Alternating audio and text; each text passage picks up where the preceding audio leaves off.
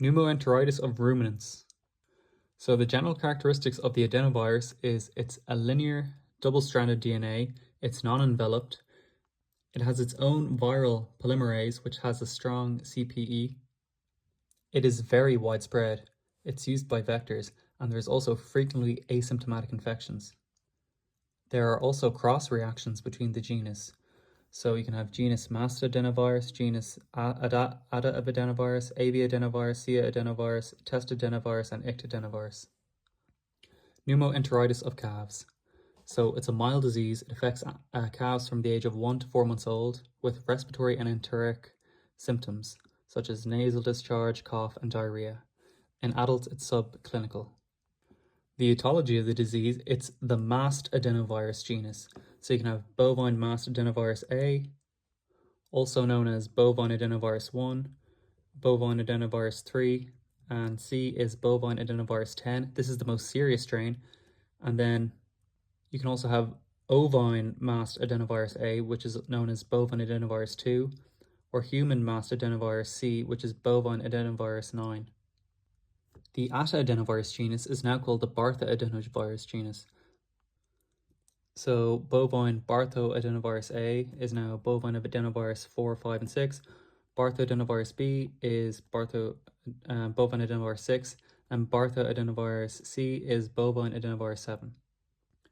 So the epidemiology. The carriers of the disease are calves. It's endemic in large-scale farms, especially in intense raising lots of calves where they're mixed of ages. The virus also is a result of poor colostrum intake, and it plays a role in bovine respiratory disease complex with co-infections. So the pathogenesis. So it can be taken in through orally, per os, or an airborne infection. The primary replication is in the lymphoid tissue, pharynx, and tonsils. This leads to viremia and cell-bound lymphoid cells. The secondary replication occurs in the respiratory system and in the enteric organs, in the epithelial cells. The clinical signs are, it's rarely fatal. It results in fever, lethargy, anorexia, and depression.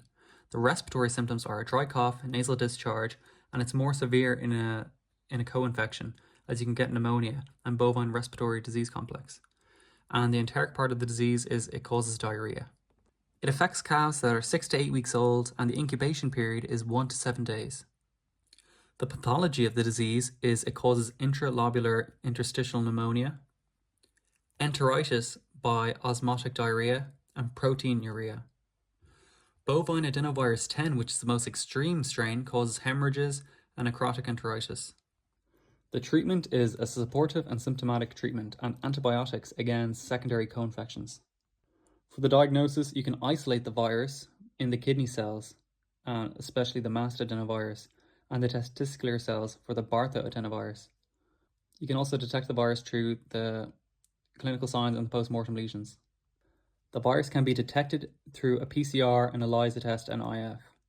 And the antibodies can be detected through viral neutralization, VN. For prevention, make sure the calves get enough colostrum, and the cows are given an inactivated form of the virus as a vaccine when they're pregnant before they give birth. And they're given this vaccination twice. And the adenovirus in sheep causes pneumoenteritis of lambs. The etiology of the disease is the mast adenovirus genus, which consists of ovine mast adenovirus A, which is also bovine adenovirus 2, or ovine adenovirus 2 to 5. And ovine adenovirus 4 is the most serious. And then there's also the ovine adenovirus 1, ovine adenovirus 6, and the Bartha adenovirus genus consists of ovine adenovirus D, which is ovine adenovirus 7. And then there's also the G adenovirus 1, which affects lambs.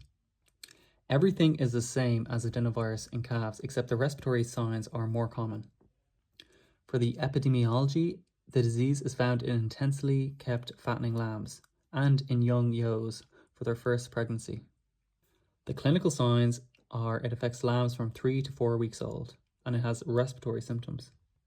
And in ovine adenovirus 4, we can see hemorrhages and necrotizing enteritis, just as the bovine adenovirus 10 causes hemorrhaging necrotizing enteritis in calves. It also causes urolithiasis complications in rams. And there's no vaccination in lambs, so the epidemiology rules are very important.